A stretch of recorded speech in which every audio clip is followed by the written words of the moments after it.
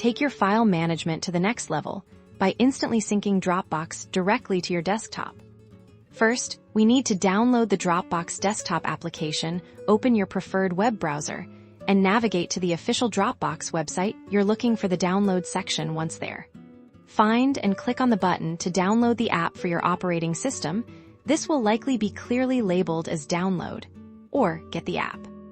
After the download is complete, locate the installer file. It will usually be in your downloads folder. Double-click this file to begin the installation process. Your computer will likely ask for permission to run the installer.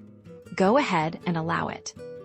The installer will guide you through a few simple steps most of the time.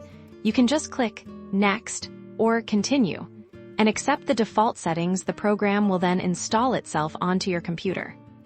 Once the installation is finished, Dropbox will prompt you to sign and enter your Dropbox account email address and password.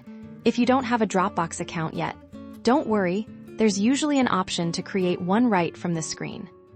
After signing in, you'll have a brief setup process. This is where you can choose which folders you want to sync. You can opt for selective sync if you only want specific folders on your desktop, or you can sync your entire Dropbox for seamless access.